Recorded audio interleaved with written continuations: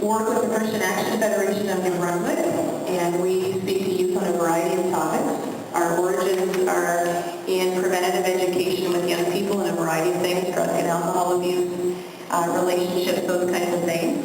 Since I have come on about a year and a half ago as a speaker for them, I've been doing a lot of speaking on youth culture in the media. And so when I was asked to come and speak to you folks today, I was excited about the opportunity to actually put together a presentation to see where right-to-life issues are in the media. And just thinking about working with young people, I work with the Christian Action Federation. As well, I'm principal of a Christian school down in Sussex. And so working with teens and youth and watching the world that they are growing up in and their influences is a fascinating process. And sometimes it's disheartening to see how the media is working against what we're trying to teach them to such a great degree. I will say, though, listening to your meeting this morning and listening to Mr. Ryan speak and the reports that have been given, I thought about the 107 students that are in my Christian school down in Sussex, and they're being nurtured very much in viewing life from God's perspective. And when a student transfers in and has the mindset in a high school student of pro-choice, let's say, for example, our students at the Christian school are just a little bit shocked because to them a pro-life stance is normal. And it's exciting to be a part of that and be able to help be part of that nurturing process as well. And my involvement with Christian Action is really taking that kind of thinking, kind of outside the walls of our school and being able to be involved with young people in a variety of forums. So looking at right-to-life issues, and it looks like I need to move this just a little bit. Looking at those issues as they were explained to me, the groups that the things that this group would represent, like abortion and domestic violence, as well as sexual activity, euthanasia, and stem cell and fertility practices. Looking at those things as our premise, just taking some snapshots to see how things are viewed in the media. Wanting just to look at this quote from Francis Schaeffer: "People have presuppositions, and they will live more consistently on the basis of these presuppositions than even they themselves realize." By presuppositions, we mean the basics of a worldview, the grid through which all individuals see the world. Presuppositions rest upon that which a person considers to be the truth of what exists. I don't believe that education is the be-all and end-all, but it certainly is a powerful force. And our young people, of course, are educated through school, and as well, they are educated to a great degree through the media. The most recent statistics that I have looked at as far as how much screen time young people spend a week, like how much time they spend with the screen in front of them. Sociologists disagree on this, but the most modest statistic is about 30 hours a week.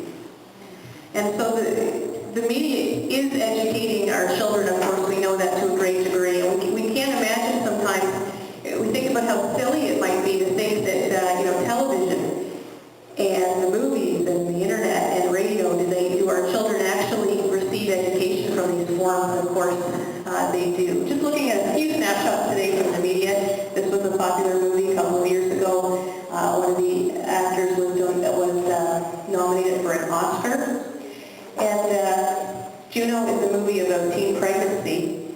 I heard this quote recently from Mark Driscoll: "Every movie is a sermon with pictures."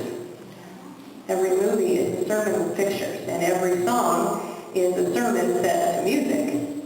And so when I think about the word sermon, of course, I think about church. I don't necessarily think about every movie that I watch or every song that I've ever listened to as a sermon, and yet that's so true. That's so true that there's a message being marketed. And so in Juno, we see a teen who faces the challenges of pregnancy with families and friends. She's in high school, and we see the abortion or birth debate in this movie. Casual sex leads to a teen pregnancy with the choices talked about a fair bit. I know in forums like Focus on the Family and that type of thing, they talked about this movie a lot because it did bring up this issue of abortion versus adoption. But it's interesting, some of the things from the movie. This is just a quote. Juno's initial plan in response to finding out that she's pregnant is to nip it in the bud. I hear that pregnancy can often lead to an infant. And this was a comical movie in the sense that there was a lot of funny dialogue, but just the triteness, you know, of how the dialogue is played out. She tells Polly who's on to let him know that she'll put it to an end, but when she arrives at the abortion clinic, which is meant to represent a Planned Parenthood type of operation, she can't go through with it. Her decision is impulsive rather than well-reasoned. Nonetheless, her story ends up supporting the choices of both life and adoption. One of the strongest contributing elements of the message is the ultrasound footage showing her baby. It's kind of a mixed thought on this. That the positive is that it comes out pro-life, but the negative, for teens who are already swimming in the culture, Juno will only reinforce the complete lack of moral compass, and that young lady who just doesn't seem to be able to now lead her life because it's almost portrayed that, you know, teenagers, it's kind of impossible for them to know how to do that. I don't know if you're familiar with the writing of Anne Lamott, and in her book, Grace Eventually Thoughts on Faith, certainly not marketed to teenagers, more probably late young adult crowd, college students, that type of thing. But she's well renowned for her writing ability and even her thoughts on faith. And so I often find it interesting to see the types of issues that we're talking about, that you're discussing here today, how they can be discussed in forums like in Anne Lamont's book, Grace Eventually Thoughts on Faith. She talks about the issue of euthanasia. And she just talks about helping an elderly friend die. And this quote just shows what she says about that. And it's very casually mentioned in her, you know, it's not the point of the book or anything like that. But she just talks about that as though, you know, she's done her good friend a huge favor, and that's that, and it carries on with more thoughts on faith. And I thought when I read this book, I had picked this book up, she had been an author recommended to me, I didn't know a lot about her, but when I read that, I thought, wow, that just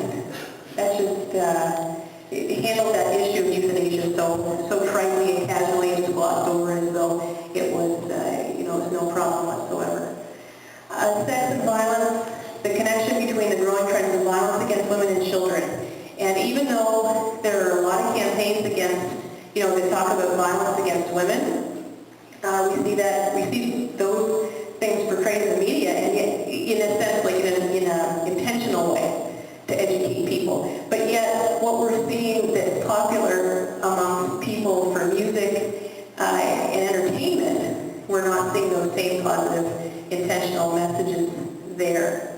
And just looking at an artist like Eminem, for example, you may have heard that name, you may not have, but he's a popular rapper who's kind of made a bit of a comeback right now, and he's been around for a number of years. But just thinking about what his music portrays, and when he first came out, he was highly, highly controversial.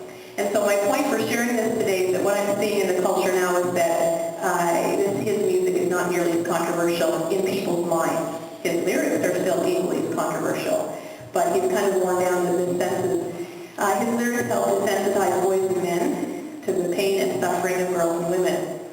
Girls are encouraged to be attracted to boys and men who don't respect women, and that's obviously a huge concern. The number of young women in my school, that's a huge concern.